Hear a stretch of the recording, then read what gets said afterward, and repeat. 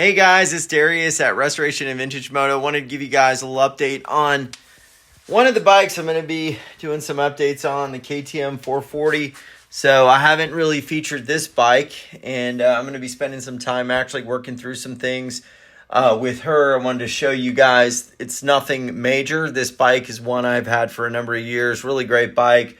I have not taken the IT 490 out that's back there, but I wanted to work on something else here.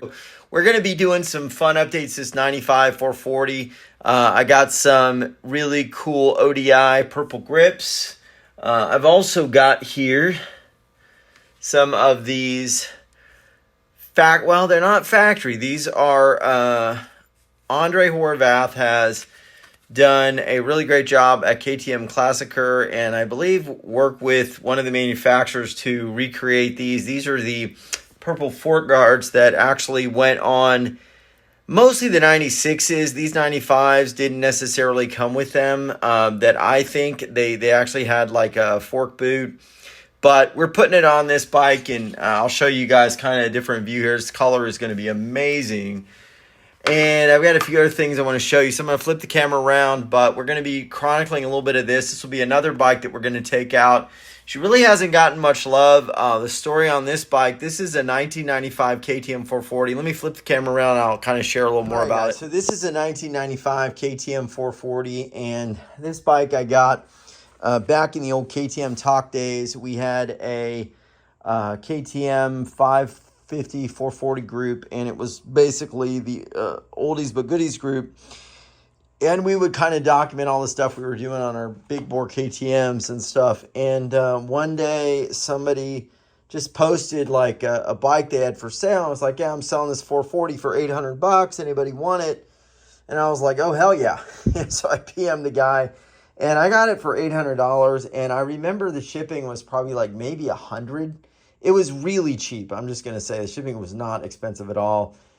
And I was just blown away, $900. And when she came in a crate. I remember that. The guy crated it up. I feel like he had a motorcycle dealership, or some sort of like, he was in a little bit of the business, but had this bike. So if you were the one that sold me this bike, man, I can't remember who it was, but I got to tell you, this bike is just awesome. Now, this is badged as a 500 because what I was doing back in the day, maybe about 10 years ago, my dream was to build a 500 that would resemble the 95 KTM 500. And so the story is that in Europe, they had the 440, I think, for 1 year, from what I remember. Or maybe they had the SX in Europe in 95 as well.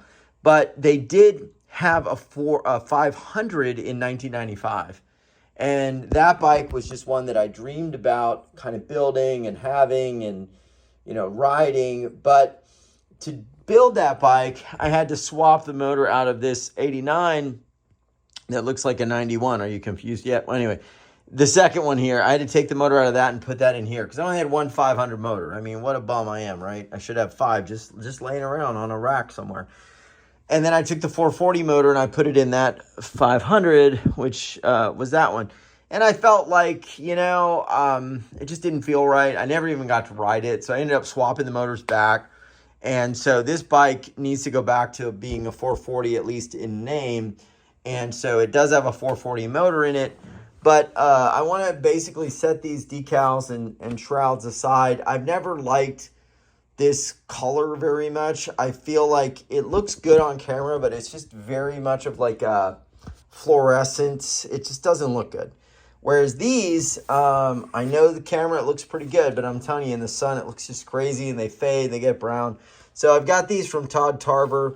I feel like they are pretty close. I feel like there's a little bit more of a purple hue, and these get really brown. You can't really see it here, but they're kind of a grungy brown. So I'm going to swap these out. I got the whole set. That's the other thing I'm going to do. These guys, of course, are going to go right here because we got the Marzocchi conventional fork. So this is going to go here, which is going to look so trick, dude. Look at that.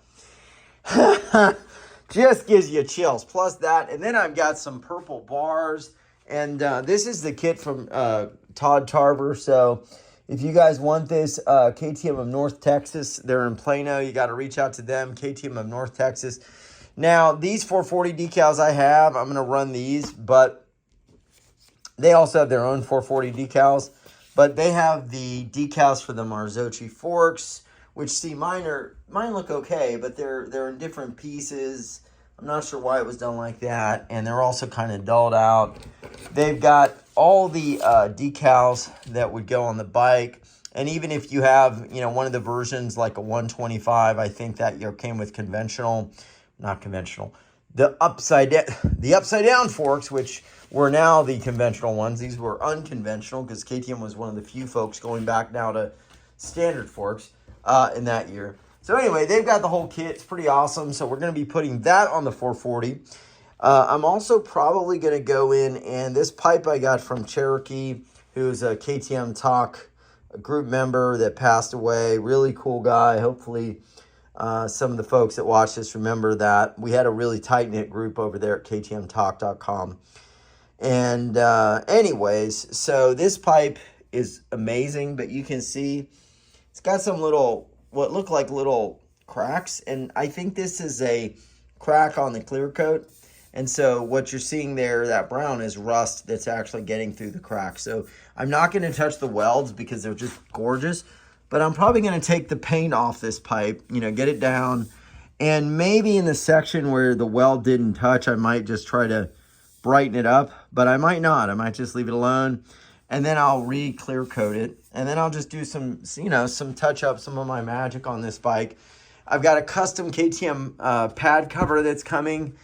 And it's the same folks that did the one for this bike. They had done that design themselves for the WR, but we're gonna basically put that on there. Let me see if I've got, do I have their company name somewhere? I can't remember their name. When it comes, I'll definitely show you guys. But, oh yeah, these guys. I want to give them a shout out here.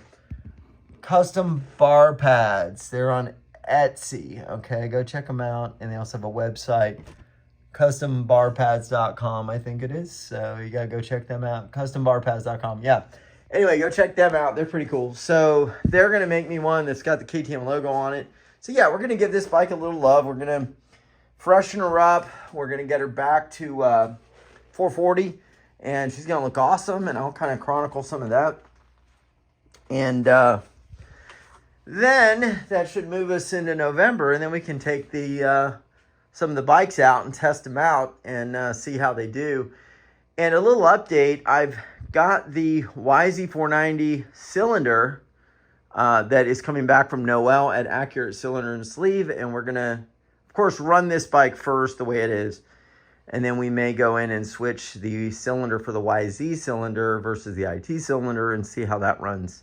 So yeah, we got good stuff coming. But anyway, what I know about the 440 that I like, and like I said, I also I got a lot of stuff I want to do. I also want to take this bike and do something else. I was talking with my buddy Dave Piclito, and he said, that rad valve might be a really good mod on the 440 because the 440 doesn't seem, to have as much bottom end as the 550s, and that is true. It's basically like a 125 that is a big bore, right, with a 500cc bore, but it's a 440 because it's a short stroke, right? So I have this extra rad valve that's a 440 550 rad valve. I might actually install this on the 440, get the jetting, right, because it may affect jetting, and then do some runs on that. So it'll be interesting. So we got a lot to do. The bench is a mess, but the IT490 is looking good. That's all complete. And we're definitely going to get the 440 in order. So I thought I would just kind of share what's going on, some of the projects we're going to do. I've also got a chain buffer guide.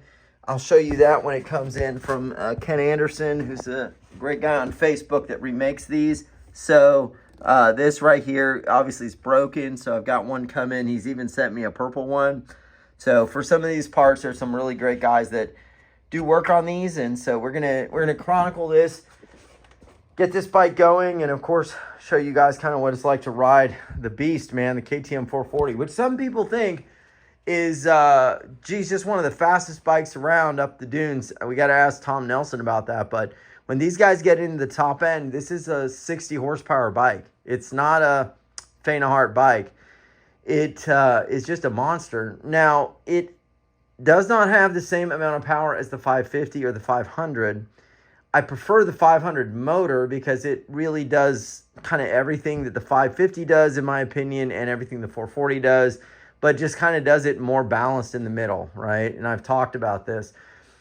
But the 440 is a hoot. I mean, it's a great bike. We're going to have fun with it and shoot for $900. What else can you get, man? What does like a 4-stroke exhaust cost now? Like $1,400. I mean, come on. This is like a very high quality bike. And what's cool about these 95, 96, they had some amazing components on these things. Öhlins rear shock, Marzocchi forks. I mean, just phenomenal componentry. Magura levers, right? I mean, a Domino. I'm sorry. Well, isn't Domino Magura brand? I don't know. Anyway, I mean, they up the ante on these things. So, yep, that's what we're going to be doing. And I even got the little KTM test from back in the day right here on the garage. So, fun stuff. They're monsters. Monster bikes. All right, we'll see you soon. Let me know, guys, if you've got one of these or you got a question or anything else, or you want to reach out to any of these vendors. They're great, and I'm here to help. And, of course, keep sharing the knowledge and the love of these big bores. We'll talk to you soon. And also, you know, some of the three-wheelers. See you soon.